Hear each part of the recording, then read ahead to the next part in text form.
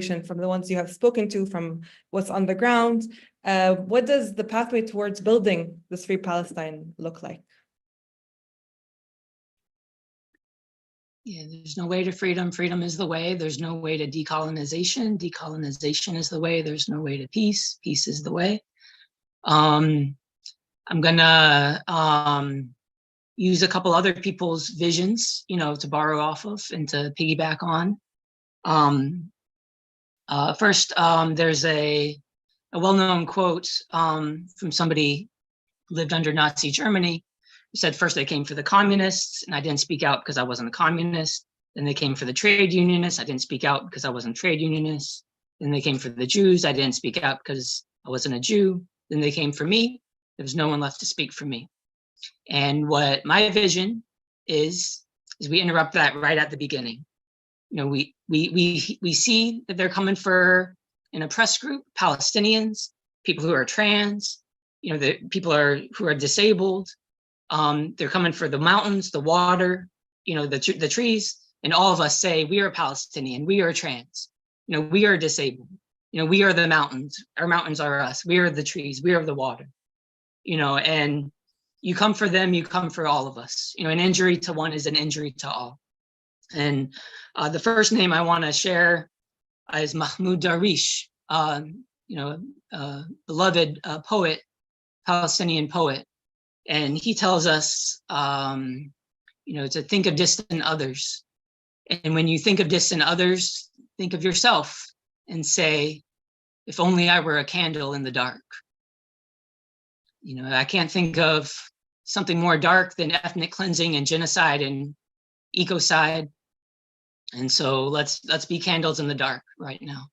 And if I know people are asking, what can I do? I'm tired of just sharing on social media. That's not enough. Yes, it's not enough. If this was your beloved, if this was your partner, if this was your child starving in Gaza, what would you do? If this was your grandmother whose home was being destroyed in Masafer Yatta, what would you do? You wouldn't be posting on social media. These are our kin. You would be flying over there. You'd be getting food into that hungry child's stomach. And that's what we need to do. You would be standing in front of that bulldozer and stopping it from demolishing our grandparents' homes. And that's what we need to do. That's what Rachel Corrie did. That's what these World Central Kitchen volunteers did when they were targetedly assassinated by the Israeli government. We need to be candles in the dark. Another name I want to share is Khalil Abu Yahya. Khalil Abu Yahya was a climate justice activist and mutual aid organizer in Gaza. He was a writer, decolonial writer, and he wrote, "Fighting colonialism goes hand in hand with the fight for climate resilience." As he and his family were trying to escape the bombs, trying to find anywhere that was safe, he had wrote to his friends, on the other side of 48, and he said, "I know the hearts of my beloved friends will forever be a shelter that can never be destroyed." Even as bombs were falling, Khalil Abu Yahya had a vision and had commitment to that vision, that there is a place for Jewish people on this land, with Palestinian people on this land, where all people have a right to return, and people are equal and free, and regardless of their race, regardless of their religion. Khalil Abu Yahya held on to that vision, and he was killed. He and his family were killed by Israeli bombs, but his vision didn't die with him. We are a shelter. We are Khalil's shelter, and we're carrying on that dream and that vision, and we're going to make it true. Another vision I want to share is Rafat al-Arir. Rafat al-Arir also was killed by Israeli bombs in Gaza. He said before he went, he was a poet. He said, "If I must die, you must live, to tell my story, to sell my things, to buy a piece of cloth and some string, make it white with a long tail, so that a child somewhere in Gaza, while looking heaven in the eye, awaiting his dad who left in a blaze, and bid no one farewell, not even to himself, sees the kite, my kite you made, flying up above, and thinks for a moment, an angel is bringing back love. If I must die, let it bring hope. Let it be a tale. I think, Gaza children, they need some kites. They need some angels bringing back hope. And the Freedom Flotilla that's about to sail from Istanbul is bringing back hope, bringing back some white kites. We're all invited to also bring back hope and bring back white kites. Another name I want to share is Sophie Scholl. Sophie Scholl lived in the heart of Nazi Germany, and she was a part of a group called the White Rose Society. And Sophie Scholl, like many people in Nazi Germany, was socialized and conditioned to, believe in what was taught around her. She grew up a Hitler Youth.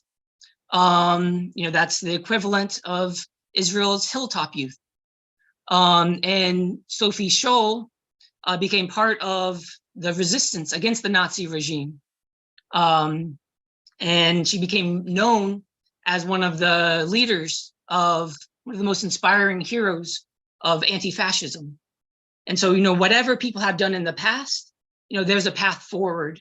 There's a way to redeem oneself, and Sophie Scholl and the White Rose Society teaches us how to do that. My vision for so-called US, so-called Europe, so-called Israel is that there are white rose blooming under the rubble of our bombed humanity. And we got to water those white roses and help them grow. Another name I want to share is Manny Turan. Manny lived in Tallahassee and planted a community garden there, and also fed people who were homeless in his community. And then when a forest was under attack in Atlanta, Georgia, to build a giant police compound, Manny went there and took the name Tortuguita. And Manny, defended that forest, and he was assassinated by Georgia law enforcement. The same practices that the US and Israel are testing, the same weapons they're testing, the same surveillance, it's all, being used. That's their plan to respond to the climate crisis. It's disaster militarism. That's their response. I saw it in New Orleans after Hurricane Katrina. There were checkpoints everywhere. And the soldiers were saying, they just got back from Iraq, and they were saying New Orleans was the same as Iraq. Here was the same as their citizens were enemy combatants. If we let them, that's the powers that be solution to the climate crisis. It looks like the West Bank. Palestinians' survival and liberation is our survival and liberation. And there's in Florida, where I am, there's legislation that our politicians are putting forward to stop woke, and targeting people, waking up in a liberated mindset. Every morning, there are more people who wake up with freedom set on their mind, with the mindsets towards total liberation from in every way imaginable, from every river to every sea. And we're not going back. We know that we're the ones that we've been waiting for. And, whatever you see that needs to be done, we have to do it. We can't rely on these politicians. Joe Biden, Donald Trump, Netanyahu, they're not going to fix these problems. They're not going to solve the climate crisis. They're not going to liberate Palestine. They're not going to clean up the plastics in the ocean. All of us from below, we have to take responsibility and do what we know needs to be done.